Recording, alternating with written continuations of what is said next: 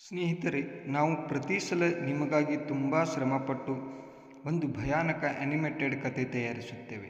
ಹಾಗಾಗಿ ನೀವು ನಮ್ಮ ಸ್ಕ್ಯಾರಿ ಕನ್ನಡ ಚಾನಲ್ನ ಕತೆಗಳನ್ನು ಆನಂದಿಸುತ್ತಿದ್ದರೆ ದಯವಿಟ್ಟು ನಮ್ಮ ಚಾನಲನ್ನು ಸಬ್ಸ್ಕ್ರೈಬ್ ಮಾಡಿ ಮತ್ತು ಹೊಸ ವಿಡಿಯೋಗಳ ನೋಟಿಫಿಕೇಷನ್ಗಾಗಿ ಬೆಲ್ ಐಕಾನ್ ಒತ್ತಲು ಮರೆಯಬೇಡಿ. ಎಡ್ ಮತ್ತು ಲಾರೆನ್ ವಾರೆನ್ ಪ್ಯಾರಾನಾರ್ಮಲ್ ತನಿಖೆಯ ಜಗತ್ತಿನಲ್ಲಿ ಅತ್ಯಂತ ಪ್ರಸಿದ್ಧ ಹೆಸರುಗಳು. ಇವರಿಬ್ಬರು ಸೇರಿ ಅನೇಕ ಹೇಟಿಂಗ್ಸ್ ಪ್ರಕರಣಗಳನ್ನು ಪರಿಹರಿಸಿ ಅನೇಕ ಎಕ್ಸ್ಪೋರಿಸಮ್ಗಳನ್ನು ನೆರವೇರಿಸಿದ್ದಾರೆ. ಆದರೆ ಇವರ ಜೀವನದಲ್ಲಿ ಒಂದು ಅಂಥ ಪ್ರಕರಣವಿದೆಯೇನೋ ಅದು ಇವರಿಬ್ಬರಿಗೂ ಹೀಗೆ ಹಬ್ಬಿಸಿದಂತಾಗಿತ್ತು. ಅವರು ತಮ್ಮ ಕೊನೆಯ ಪ್ರಕರಣವಾಗಿದ್ದ ಸ್ಮಾಲ್ಸ್ ಫ್ಯಾಮಿಲಿ ಪ್ರಕರಣ. ಈ ಕತೆ 1973ರಲ್ಲಿ ಅಮೆರಿಕದ ಪೆನ್ಸಿಲ್ವೇನಿಯಾದಿಂದ ಪ್ರಾರಂಭವಾಯಿತು. ಜಾಕ್ ಮತ್ತು ಜನೆಟ್ ತಮ್ಮ 2 ಮಕ್ಕಳನ್ನು ಸೇರಿಕೊಂಡು ಒಂದು ಹಳೆಯ ಡ್ಯೂಪ್ಲೆಕ್ಸ್ ಮನೆಗೆ ಬಂದು ನೆಲೆಸಿದರು. ಅವರ ಹಳೆಯ ಮನೆ ಹುರಿಕೇನ್ ಬಾಗಿನಿಂದ ಸಂಪೂರ್ಣ ನಾಶವಾಗಿತ್ತು. ಈಗ ಅವರು ಹೊಸ ಸ್ಥಳಕ್ಕೆ ಬಂದಿದ್ದರು, ಹೊಸ ಕನಸುಗಳು ಮತ್ತು ಉತ್ತಮ ಜೀವನದ ನಿರೀಕ್ಷೆಯೊಂದಿಗೆ. ಆರಂಭದಲ್ಲಿ ಎಲ್ಲವೂ ಚೆನ್ನಾಗಿತ್ತು.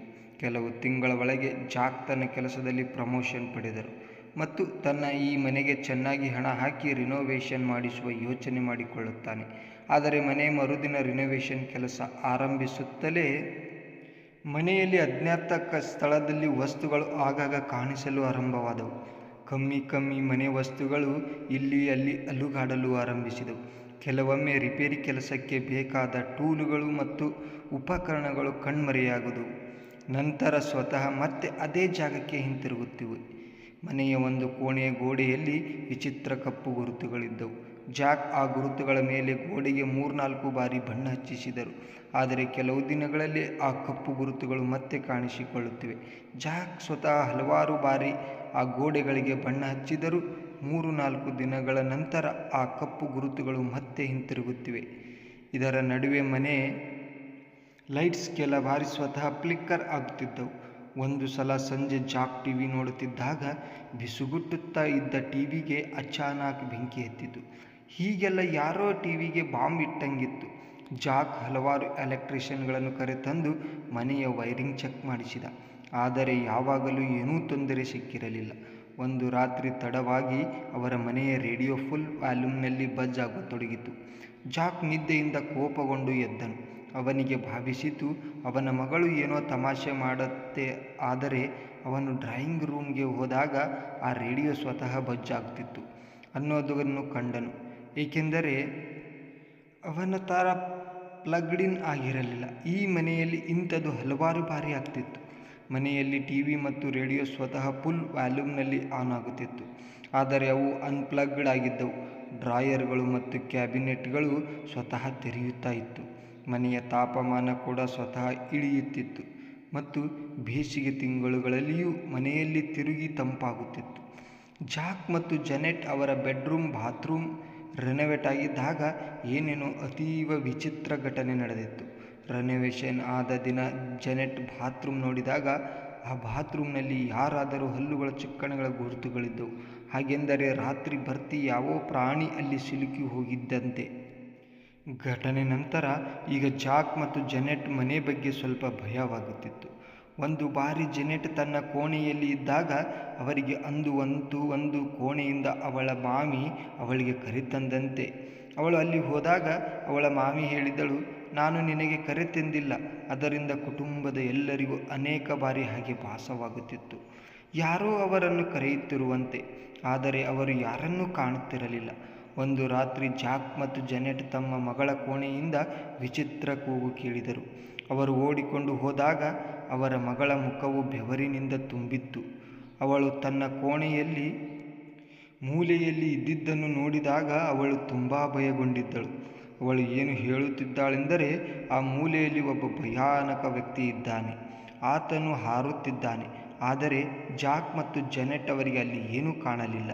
ಅವರು ಕೊಠಡಿಯ ಲೈಟ್ಸ್ ಆನ್ ಮಾಡಿದಾಗ ಅವರ ಮಗಳೂ ಅಲ್ಲಿ ಎಲ್ಲೂ ಕಾಣಲಿಲ್ಲ ಮತ್ತು ಅವಳು ಸ್ವಲ್ಪ ಶಾಂತವಾಗಿ. ಆದರೆ ಮುಂದಿನ ಸಂಜೆ ಜನೆಟ್ ಕಿಚನ್ನಲ್ಲಿ ಕೆಲಸ ಮಾಡುತ್ತಿದ್ದಾಗ ಆಕೆಗೆ ಏಕಾಏಕಿ ಒಂದು ಚಳಿಗಾಳಿ ಬಂತು. ಫೆಬ್ರವರಿ ತಿಂಗಳು ಆಗಿತ್ತು. ಆಕೆಗೆ ಅನಿಸಿತು, ಬಹುಶಃ ಕಿಚನ್ ಕಿಟಕಿ ತೆರೆದಿರಬಹುದು. ಆದ್ದರಿಂದ ಅವಳು ಆ ಕಿಟಕಿ ಮುಚ್ಚಲು ತಿರುಗಿದಳು, ಆದರೆ ಕಿಟಕಿ ಆಗಲೇ ಮುಚ್ಚಲಾಗಿತ್ತು. ಆದರೆ ಜೆನೆಟ್ ಮರಳಿದಾಗ ಅವಳ ಚರ್ಮ ಕಂಕರಿತು. ಟಿಚಿನ್ ಕೋಣೆಯಲ್ಲಿ ಒಂದು ಕಪ್ಪು ನೆರಳು ಹಾರುತ್ತಿತ್ತು. ಮುಖವಿಲ್ಲದ ಆ ನೆರಳು, ಆದರೆ ಅದೇನೋ ಹಾಗೆ ಅನಿಸಿತು. ಆ ನೆರಳು ಜೆನೆಟ್ಟನ್ನು ನೋಡುತ್ತಿದೆ. ಜೆನೆಟ್ಗೆ ಹೀಗೆ ಭ್ರಮೆಯಾಗುತ್ತಿತ್ತು. ಭಯದಿಂದ ಅವಳ ಕೈಕಾಲು ಕಂಕರಿಸುತ್ತಿತ್ತು. ಆ ಕಪ್ಪು ನೆರಳು ಮೊದಲಿಗೆ ನಿಧಾನವಾಗಿ ಜೆನೆಟ್ಗಿಂತ ತುಂಬ ಹತ್ತಿರಕ್ಕೆ ಬಂತು. ನಂತರ ಅವಳ ಹತ್ತಿರದಿಂದ ಹೋಗಿ ಮನೆಯ ಗೋಡೆ ಹಿಂದೆ ಹೋಯಿತು. ಅದೇ ದಿನ ಜೆನೆಟ್ ಸಾಸು ಕೂಡ ಹೇಳಿದಳು, ಅವಳು ಆ ಕಪ್ಪು ನೆರಳನ್ನು ನೋಡಿದ್ದಾಳೆ ಅಂತ. ಹೀಗೆ ನಿಧಾನವಾಗಿ ಆ ಕಪ್ಪು ನೆರಳು ಮನೆಯಲ್ಲೆಲ್ಲ ಎಲ್ಲರಿಗೂ ಕಾಣಿಸುವುದು ಸಾಮಾನ್ಯ ವಿಷಯವಾಯಿತು. ಜಾಕ್ ಮತ್ತು ಜೆನೆಟ್ ಅವರ ಸಂಶಯ ಈಗ ನಂಬಿಕೆಯಾಗ್ತಾ ಇತ್ತು. ಅವರಿಗೆ ಅರ್ಥ ಆಗ್ತಾ ಇತ್ತು, ಅವರ ಮನೆಯಲ್ಲಿ ಯಾವುದೋ ಆತ್ಮ ಇದ್ದು, ಆದರೆ ಅದು ಯಾರಿಗೂ ಹಾನಿ ಮಾಡುತ್ತಿಲ್ಲ. ಆದ್ದರಿಂದ ಅವರು ಆ ಘಟನೆಗಳೊಂದಿಗೆ ಹೇಗಾದರೂ ಬದುಕ್ತಾ ಇದ್ದರು. ಸ್ವಲ್ಪ ಕಾಲದ ನಂತರ ಜೆನೆಟ್ ಮತ್ತು ಜಾಕ್ ಅವರಿಗೆ ಜೋಡಿ ಮಗಳು ಹುಟ್ಟಿತು ಮತ್ತು ಅದರಿಂದ ಎಲ್ಲವೂ ಬದಲಾಗಿದೆ.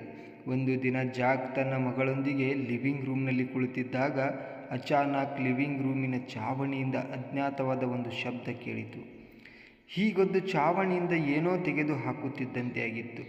ಜೆನೆಟ್ ಮೇಲೆ ನೋಡಿದಾಗ ಅವಳ ಉಸಿರಾಟ ನಿಂತಿತು. ಅವಳು ತಕ್ಷಣ ತನ್ನ ಚಿಕ್ಕ ಮಗಳನ್ನು ತಮ್ಮ ಬಳಿ ತಂದುಕೊಂಡಳು. ತಾನೇ ಎಳೆಯಿತು. ಅವನು ತಿರುಗಿ ಹೋದಾಗ ದೊಡ್ಡ ದೊಡ್ಡ ಶ್ಯಾಂಡಿಲಿಯರ್ ಸೀಲಿಂಗ್ನಿಂದ ಕೆಳಗೆ ಬಿದ್ದಿತು. ಆ ಶ್ಯಾಂಡಿಲಿಯರ್ ಕೆಳಗೆ ಯಾರಾದರೂ ಇದ್ದರೆ ಅವನ ಬದುಕು ಉಳಿಯುವುದು ತುಂಬ ಕಷ್ಟವಾಗಿರುತ್ತಿತ್ತು. ಈ ಘಟನೆ ಬಳಿಕ ಜಾಕ್ ಚರ್ಚ್ಗೆ ಹೋದ. ಅಲ್ಲಿ ಒಬ್ಬ ಪ್ರಿಸ್ಟ್ ಜೊತೆ ತಮ್ಮ ಮನೆಯಲ್ಲಿ ಆಗುತ್ತಿರುವ ವಿಷಯಗಳನ್ನು ಹಂಚಿಕೊಂಡರು.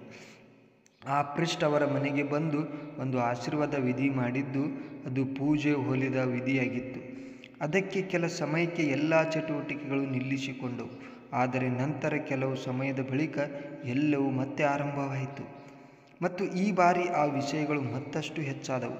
ಕೆಲವೊಮ್ಮೆ ಅಡುಗೆ ಮನೆಯ ಎಲೆಕ್ಟ್ರಿಕ್ ಉಪಕರಣಗಳು ಬೆಂಕಿ ಹಿಡಿಯುತ್ತಿವೆ.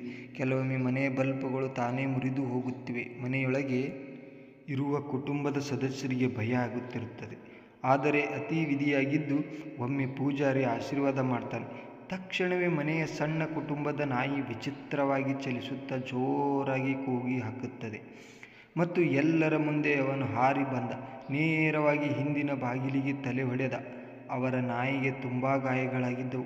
ಆದರೆ ಆ ದಿನ ಅವನ ಜೊತೆ ಏನಾಯಿತು ಅಂತ ಸಣ್ಣ ಕುಟುಂಬವನ್ನು ಸಂಪೂರ್ಣವಾಗಿ ತುಂಬಿಕೊಳ್ಳುವಂತೆ ಮಾಡಿತು. ಜಾಕ್ ಮತ್ತು ಜೆನೆಟ್ ಈಗ ಅರ್ಥ ಮಾಡಿಕೊಂಡರು, ಮನೆಗೆ ಇರುವ ಆ ಆತ್ಮವು ಅವರ ಕುಟುಂಬದ ಜೀವಕ್ಕೆ ಬೆದರಿಕೆಯಾಗಿದೆ. ಹಲವಾರು ಪೂಜಾರಿಗಳು ಮನೆಗೆ ಬಂದು ಆಶೀರ್ವಾದ ಮಾಡಿ ರಿಚುವಲ್ಸ್ ಮಾಡುತ್ತಿದ್ದರು, ಆದರೆ ಅದಕ್ಕೆ ಯಾವುದೇ ಪರಿಣಾಮವಾಗುತ್ತಿರಲಿಲ್ಲ. ಜಾಕ್ ಪ್ರಿಸ್ಟರನ್ನು ಮನೆಗೆ ಎಕ್ಸ್ಪೀರಿಯಂ ಮಾಡಲು ಕೇಳಿದನು, ಆದರೆ ಜಾಕ್ ಬಳಿ ಈ ಎಲ್ಲ ವಿಷಯಗಳ ಪ್ರೂಫ್ ಇರಲಿಲ್ಲ. ಆದ್ದರಿಂದ ಚರ್ಚ್ನಿಂದ ಎಕ್ಸ್ಪೀರಿಯಂ ಮಾಡೋಕ್ಕೆ ಅನುಮತಿ ಸಿಕ್ಕಿರಲಿಲ್ಲ. ಆ ಮನೆಯ ಮೇಲೆ ಈಗಾಗಲೇ ಜಾಕ್ ಬಹಳ ಹಣ ಖರ್ಚು ಮಾಡಿಕೊಂಡಿದ್ದ ಮತ್ತು ಆ ಮನೆಗೆ ಯಾರೂ ಖರೀದಿದಾರರನ್ನು ಕಾಣುತ್ತಿರಲಿಲ್ಲ.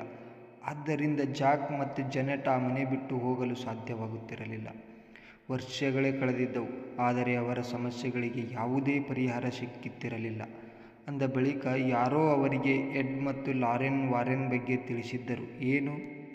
ಎಡ್ ಮತ್ತು ವಾರೆನ್ ಸಣ್ಣ ಕುಟುಂಬವನ್ನು ರಕ್ಷಿಸಬಹುದು ಅಂದರೆ, ಅಥವಾ ಇನ್ನೇನು ಭಯಾನಕವೂ ಆಗಬಹುದು. ತಿಳಿಯಲು ಕಜೋರಿಂಗ್ ಸ್ಮಾಲ್ಸ್ ಫ್ಯಾಮಿಲಿ ಪ್ರಕರಣದ 2ನೇ ಭಾಗದ ಮುಂದಿನ ವಿಡಿಯೋದಲ್ಲಿ ನೋಡೋಣ. ಕೇವಲ ಯೂಟ್ಯೂಬ್ ಚಾನಲ್ನಲ್ಲಿ ನೋಡಿ. ಆದ್ದರಿಂದ ನಮ್ಮ ಚಾನಲನ್ನು ಸಬ್ಸ್ಕ್ರೈಬ್ ಮಾಡೋದನ್ನು ಮರಿಬೇಡಿ. ಮತ್ತೆ ಮುಂದಿನ ವಿಡಿಯೋದಲ್ಲಿ